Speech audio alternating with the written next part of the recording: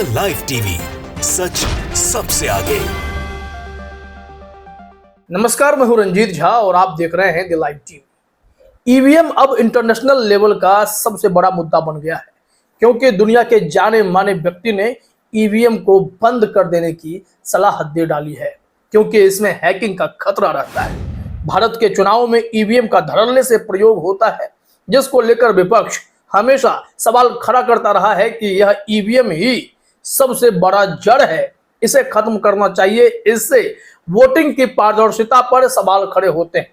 हालांकि supreme court ने विपक्ष की दलीलों को माना नहीं, जिसके चलते इस बार भी लोकसभा चुनाव ईवीएम से ही कराए गए। लेकिन आज भी ईवीएम के डेटा पर और उसकी पारदर्शिता पर सवाल जस के तस बने हुए हैं। लेकिन इस बीच टेस्ला के मालिक, ट्विटर के मालिक एलोन मस्क ने एक ऐसा ट्वीट किया है जिसके बाद पूरी दुनिया में हंगामा मचा है।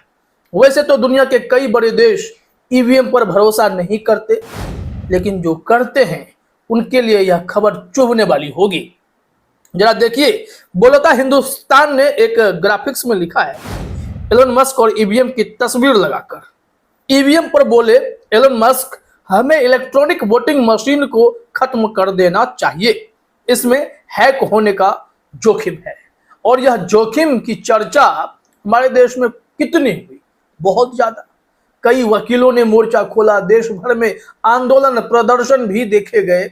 लेकिन इसके बावजूद सुप्रीम कोर्ट में जज महोदय का कहना हुआ कि हम ईवीएम को छोड़ ही नहीं सकते, इंसानों से ज्यादा रिलायबल मशीनें हैं और हम उस दौर में भी नहीं लौटना चाहते जब बैलेट पेपर लूट लिए जाते थे, बूथ कैप्चर कर लिया जाता था।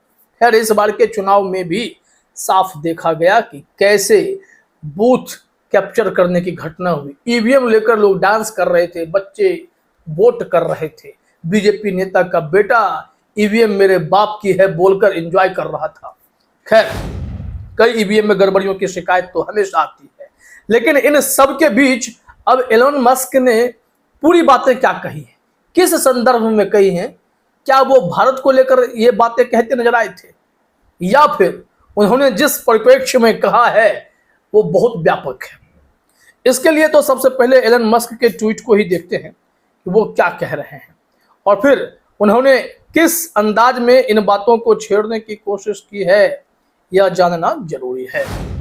एलन मस्क ने दरअसल रॉबर्ट एफ कैनेडी जूनियर के एक ट्वीट को शेयर किया है और इस ट्वीट को शेयर करते हुए एलन मस्क ने जो लिखा, पहले वो देखिए, फिर हम रॉबर्ट एफ कैनेडी जूनियर के ट्वीट को देखेंगे। आपको बता दें कि ये जो रॉबर्ट एफ कैनेडी हैं, ये अमेरिका में राष्ट्रपति पद के दावेदार बने हुए हैं और इन्होंने एक गंभीर समस्या उठाई और उसी के बाद यहाँ एलन मस्क ने भी उसको शेयर करते हुए लिखा है कि we should eliminate electronic voting machines the risk of being hacked by humans or AI while small is still too high।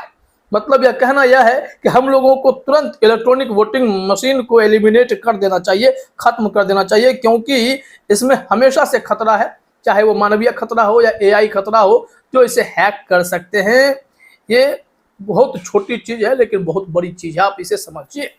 और इसमें उन्होंने जिनके ट्वीट को साझा किया है वो देखिए, रॉबर्ट एफ कैनेडी जूनियर। इन्होंने जो लिखा है, Puerto Rico's primary elections just experienced hundreds of voting irregularities related to electronic voting machines according to the Associated Press. Puerto Rico के जो प्राइमरी इलेक्शन हुए, प्राथमिक चुनाव हुए, उसमें साफ तौर पर देखा गया कि ईवीएम के चलते बहुत सारी अनियमितताएं आई हैं, छेड़छाड़ किए गए हैं और ये दावा एसोसिएटेड प्रेस ने किया है। अब इसके बाद मुद्दे आगे बढ़ते गए। उन्होंने फिर लिखा है, luckily there was a paper trail so the problem was identified and vote tally is corrected. What happens in jurisdictions where there is no paper trail. इनका कहना है कि यह तो सौभाग्य से कि वहां पर पेपर ट्रेल था, जैसे हमारे पास वीवीपैट में पेपर निकलते हैं ना, पर्ची बदल लेकिन दिखाई पड़ती है, वो वोटर के हाथ में देने की मांग तो थी, उसे नहीं मानी गई बातों को। और उसके बाद वो पर्ची गिनने की जो बात है वो रेंडमली बस काउंट किए जाते हैं, मिलाए जाते हैं। लेकिन यहाँ पर कहा जा रहा है कि ये जो पर्ची है वहां पर टैली कर लिया गया ताकि समस्या पकड़ ली गई। लेकिन उस क्षेत्राधिकार का क्या जहां पर पेपर ट्रेल अवेलेबल नहीं थे, वहां तो गड़बड़ी हुई होगी ना। फिर यही मुद्दा इन्होंने उठाकर सबको चौंकाया है कि ईवीएम भाई गड़बड़ चीज है, इसे बंद करो। यहां आगे वो कहते हैं US citizens need to know that every one of their votes were counted and that their electronic actions cannot be hacked.